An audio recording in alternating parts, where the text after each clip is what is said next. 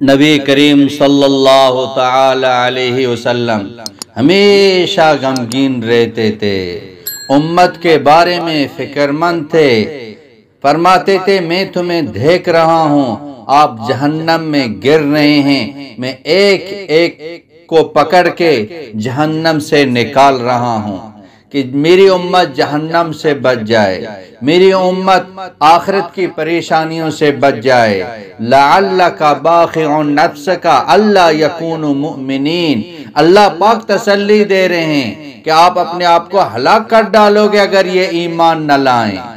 ایسی فکر تھی، ایسا غم تھا کہ یہ امت گمراہی سے بچ جائے، یہ امت ہلاکتوں سے بچ جائے، یہ امت بے دینی سے بچ جائے، یہ جہنم سے بچ جائے۔ حالانکہ اللہ جل جلالہ نے بھیجا تھا اسی کام کے لیے، یا ایھا الرسول بلغ ما انزل الیک من ربک وان لم تفعل فما بلغت رسالتہ۔ اے نبی جی، آپ اللہ کا پیغام یہ لوگوں تک پہنچائیں، اگر یہ پیغام نہیں پہنچایا تو اس پیغام کا، اس رسالت کا، اس نبوت کا اپنے حق ادا نہیں کیا۔ نبی کریم سرور دو عالم صلی اللہ علیہ وسلم دن رات، صبح شام، گرمی سردی، صبح نکلتے تھے تو دوپہر کو واپس آ جاتے تھے، ایک ایک کی منت کر رہے ہیں، ایک ایک کی سماجت کر رہے ہیں، دن میں لوگوں کی سماجت کر رہے ہیں، رات کو اٹھ کے اللہ سے دعا مانگ رہے ہیں، یا اللہ فلاں کو ہدایت دے دے، یا اللہ فلاں کو ہدایت دے دے، یا اللہ فلاں کو ہدایت دے دے۔ ایسا ایک غم تھا نبی کریم صلی اللہ علیہ وسلم کو، 23 سال کی عمر میں ایسی محنت فرمائی، ایسی محنت فرمائی کہ اللہ کا دین پوری دنیا میں زندہ ہو گیا، صحابہ کرام کی جماعت بن گئی، صحابہ کرام نے بھی اس غم کو لے کر صحابہ کرام بھی اڑ گئے۔ صحابہ کرام جیسے کہ مچھلی کو جب پانی نہیں ملتا ہے مچھلی کیسی تڑپتی ہے، صحابہ کرام ایسے تڑپتے تھے۔ دائی ہو اور اس میں فکر نہ ہو یہ دائی کی موت ہے کہ ساری انسانیت کیسے جہنم میں بچ جائیں۔ حضرت مولانا الیاس رحمۃ اللہ علیہ، اس کو بھی ایسی فکر لگی ہوئی تھی، رات کو نیند نہیں آتی تھی، مسجد کے صحن میں، گھر کے صحن میں، کبھی اس کونے میں کبھی اس کونے میں، بیوی بھی پوچھتی تھی کہ کیا ہو گیا الیاس تجھے نیند نہیں آتی ہے؟ فرمایا جو مجھے لگ گیا ہے، جو فکر مجھے لگ گئی ہے، اگر وہ فکر آپ کو لگ جائے تو اسے چھلنے والے دو ہو جائیں گے۔ فرماتے تھے کسی کی شب وصل سوتے کٹے، کسی کی شب حجر روتے کٹے، یا الہی ہماری یہ شب کیسی شب ہے، نہ روتے کٹے نہ سوتے کٹے۔ ایسی ایک فکر تھی، ایسے تڑپتے تھے ساری انسانیت کو ہدایت مل جائے۔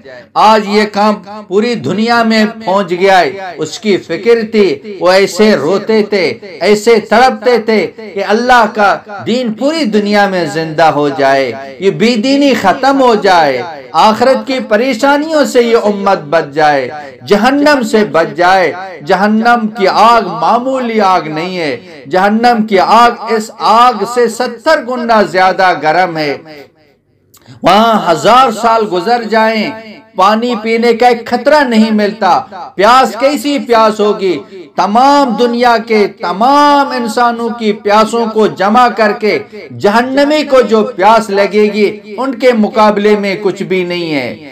لاکھوں سال گزر جائیں گے، کھانے کو ایک لقمہ نہیں ملے گا، وہ بھوک کیسی بھوک ہوگی، پوری دنیا کے تمام انسانوں کی بھوک کو جمع کر کے ایک جہنمی کو جو بھوک لگے گی، یہ تمام بھوک ان کے بھوک کے مقابلے میں کچھ بھی نہیں ہے۔ کروڑوں سال گزر جائیں، کروڑوں سال گزر جائیں، ایک منٹ راحت کے لیے نہیں ملے گا۔ وہ ایسی آگ ہوگی، ایسی پریشانی ہوگی، تمام انسانوں کی ذلتوں کو جمع کر کے ایک جہنمی کو جو ذلت ملے گی، یہ تمام ذلتیں ان کے سامنے ہیچ نہیں ہیں۔ تو بھائیو، میرے بہنوں، ہم مردوں پر محنت کریں، عورتوں پر محنت کریں کہ سب کی زندگیوں میں دین آ جائے، آخرت کی پریشانیوں سے بچ جائیں۔ موت کب آئے گی کسی کو پتہ نہیں ہے۔ شیطان کہتا ہے کرو، کل کرو، پرسوں کرو، لیکن اس موت کا کچھ بھروسہ نہیں ہے۔ موت سے پہلے پہلے اس اللہ کو راضی کرنا ہے۔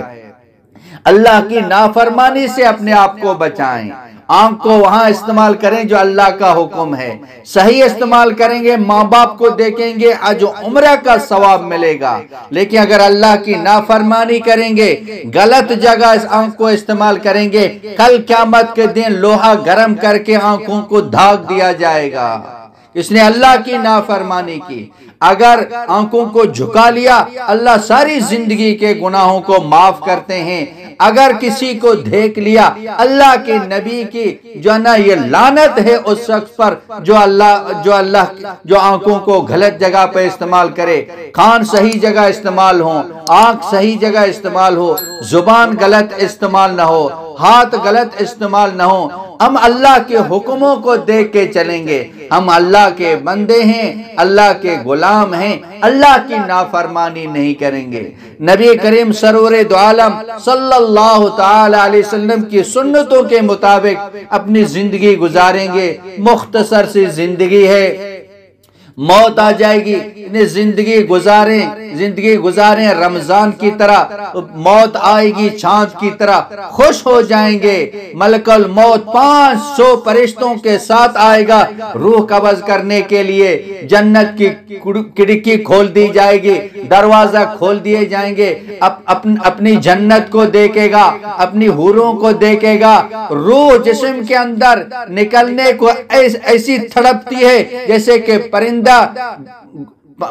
جیسے کہ پنجرے کے اندر نکلنے کو کیسے تڑپتے ہیں کہ ہم کیسے نکل جائیں، روح ایسے تڑپتی ہے۔ روح ایسے نکالی جاتی ہے جیسے کہ آٹے کے اندر بال نکال دیے جاتے ہیں۔ آسمانوں میں اس کا استقبال ہوگا۔ جن دروازوں پر اس کے اعمال جاتے تھے وہ دروازے بھی روئیں گے۔ جس زمین پر یہ عبادت کرتا تھا وہ زمین بھی روئے گی، جس ٹکڑے پہ عبادت کرتا تھا وہ ٹکڑا بھی روئے گا۔ سارے انسان اس پر جنا روئیں گے، یہ کیسا انسان تھا، یہ دنیا میں چلا گیا۔ ہمیشہ کے لیے اس کے لیے عیش ہوگی، ہمیشہ کی راحت ہوگی، کوئی پریشانی نہیں ہوگی، کوئی غم نہیں، بڑھاپا نہیں، بیماری نہیں، تھکان نہیں، کوئی کام نہیں۔ جو اس کے دل میں آئے گا اللہ پاک اس کو دے دے گا۔ یہ دنیا رہنے کی جگہ نہیں ہے، یہ دنیا دل لگانے کی جگہ نہیں ہے، یہ دھوکے کا گھر ہے، یہ مکڑی کا جھالا ہے۔ دنیا کی محبت تمام گناہوں کا جڑ ہے۔ دنیا میں اللہ نے بھیجا ہے آخرت کی تیاری کرنے کے لیے۔ دنیا میں اس لیے نہیں بھیجا کہ دنیا کی تیاری کریں، دنیا میں رہتے ہوئے اپنے اللہ کو راضی کریں۔ وہ اللہ ہمیں مل جائے۔ ان وجدتنی وجدت کل شیء وان فقدتنی فقدت کل شیء وانا خیر لک من کل شیء۔ اے آدم کے اولاد، اگر میں تجھے مل گیا تو تجھے ہر چیز مل گئی، میں نہ ملا تو تجھے کچھ بھی نہ ملا۔ وانا خیر لک من کل شیء، جان لو کہ میں ہر چیز سے زیادہ بہتر ہوں۔ وہ اللہ مل جائے، وہ اللہ راضی ہو جائے، اس کی نافرمانی سے اپنا آپ کو بچائیں۔ یہاں نافرمانی ہوگی، وہاں غم ہوگا، پریشانیاں آئیں گی، مصیبتیں آئیں گی۔ اللہ کو راضی کریں گے، اللہ دنیا بھی بنا دے گا، اللہ آخرت بھی بنا دے گا۔ دنیا بھی اللہ پاک راحت والی، چین والی، سکون والی، برکت والی زندگی دے دے گا۔ والذین آمنوا، جس نے ایمان لایا، وعملوا الصالحات، اور جس نے اچھے اعمال کیے، اس کے لیے تو کئی وعدے ہیں، کئی وعدے ہیں۔ اس عزت کی روزی دینے کا وعدہ ہے، جنت الفردوس کا وعدہ ہے، برکتوں کا وعدہ ہے۔ اس ایمان پر 100 وعدے ہیں قرآن پاک کے اندر۔ اپنا ایمان بنائیں، اپنی نمازیں بنائیں، ایک ایک سنت پر عمل کرنے والا بن جائیں۔ دیکھیں کیسی زندگی ہوگی، راحت والی، چین والی زندگی ہوگی۔ اسی طرح پوری امت کی فکر کریں، سب کے زندگیوں میں 100% دین آ جائے، اللہ راضی ہوگا، دنیا بھی بن جائے گی، آخرت بھی بن جائے گی۔ مولانا عبدالحکیم اسحاق کے بیانات کے لیے حکیم اسحاق آفیشل کو سبسکرائب کریں۔ مولانا عبدالحکیم اسحاق۔